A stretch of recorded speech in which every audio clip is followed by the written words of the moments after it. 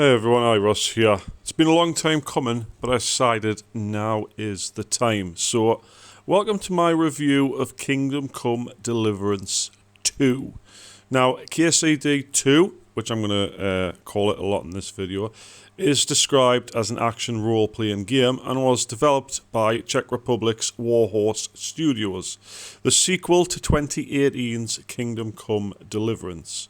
Now, since release back in early February this year, I have clocked over 400 hours playtime and completed the main story campaign twice over and then a half playthrough where I've just been messing on. So I think it's time to give my review, the highs and lows of KCD 2. Actually, I'll be back soon. This will be a long one and I feel quite hungry. So what we're going to do is we're going to start with what I didn't like, then what I did, and then I'm going to give the game a score out of 10, because I feel like a lot of reviews are just to talk about the game and what's in it, but I wanted to go into specifics in my review videos of the things in which the game I didn't actually like, and then I'm going to list the things I did like and how much I liked it, blah blah. You get the picture. But the main question is, to start this off, is what didn't I like in KCD 2? Now, this is going to be a tough question and also the shortest one to answer, even though it's necessary to do so. So, let's begin. I had to think of something, guys, and I couldn't just leave it with absolutely nothing on the cons side of things I don't like about the game. Now, the difficulty of the game, I found the game way too easy, combat-wise, mechanics-wise. I was stupidly rich way too early.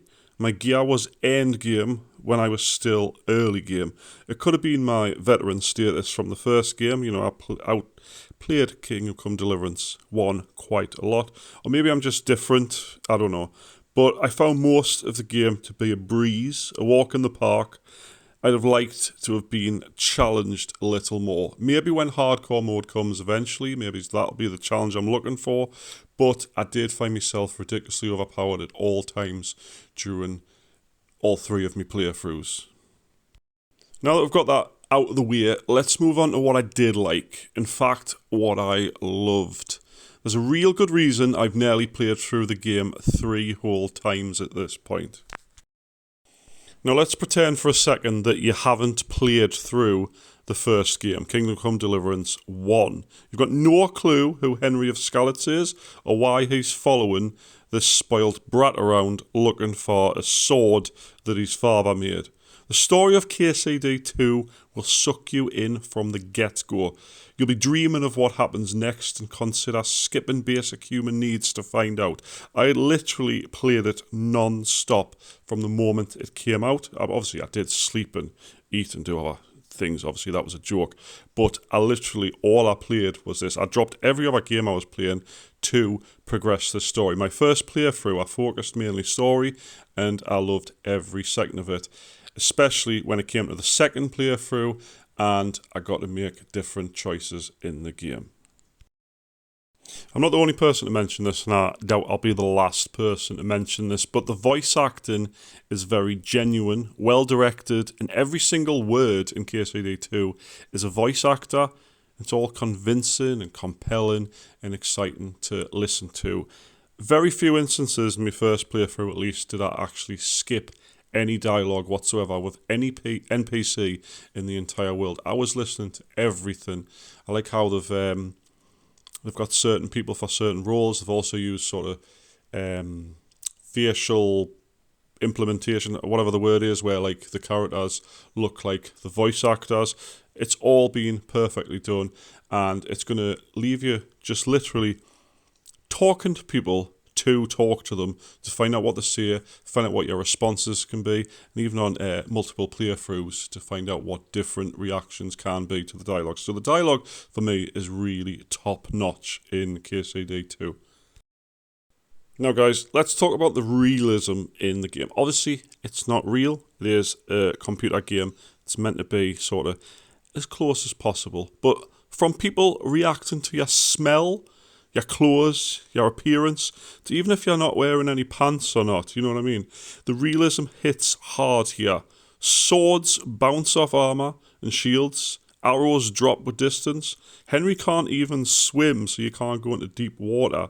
You can really immerse yourself in a living, breathing world where every single NPC has their own daily routine. You can literally get up in the morning, like the morning in the game, and pick an NPC and follow them around for the entire day. They'll go talk to people, they'll go to their job, and at night time, they'll go back to their house, lock the door behind them, take their stuff off into their personal chest, get into bed and go to sleep. It's that vibrant of a realistic world. You can drink too much alcohol at one time and get a debuff that makes you dependent on alcohol. So if you don't drink a lot, you will get debuffs.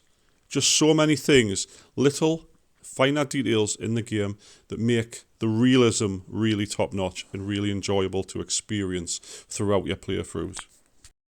So guys, if you decide to have a break from rescuing Hans for the 7th millionth time, the side missions are top quality. Some can last hours. Having you travel across the map several times, they feel meaningful, not just a world filler. There's obviously the massive campaign, but there's side missions around every turn.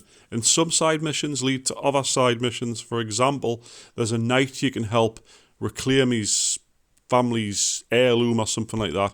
And then in a future side mission, you can call on him to be your ally to help you in a battle. It's sort of all intertwined, and there's multiple ways of dealing with things, like you can kill someone, or you can steal stuff, or you can challenge them to duels.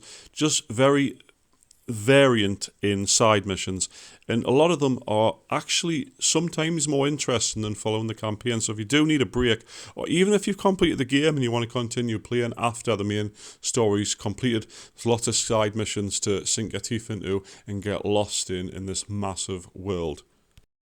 Guys, I cannot lie here, even if I wanted to. Some of, if not every single cutscene is like watching a mini movie inside the game.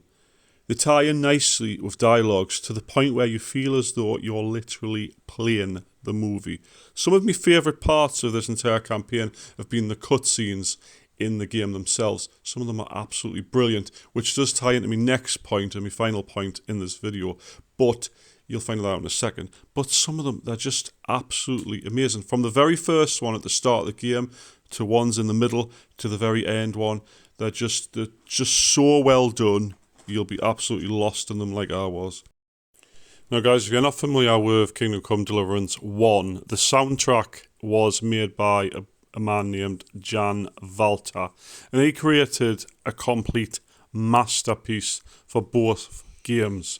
Now the soundtrack for KCD2, the music fits every possible location, and within cutscenes, when certain music hits, honestly, I tell no lies here, I found the hairs on the back of my neck standing up. It's not often I'll actively search a game's soundtrack to listen to. Sometimes I've literally found myself pausing the game or sitting in the main menu before I've loaded my save and just listen to the music. I've looked up the soundtrack on YouTube and sat and listened to it as part of me, like me chill music and stuff like that, because it's just, some of them are really, really good, and they really give the vibe of the medieval world that you're in. The fit with absolutely everything. He's done an amazing job with the soundtrack for the game, and I cannot fathom how good it is. It's like watching Lord of the Rings for the first time and getting the Rohan soundtrack or the Gondor soundtrack, and it really fits with the world that it's part of. It's exactly the same sort of feeling you get with the soundtrack on KCD2. So I absolutely adored it. Alright guys, final verdict time. Now, I could literally make this video probably 3 hours long, going through every single individual thing that I liked about the game.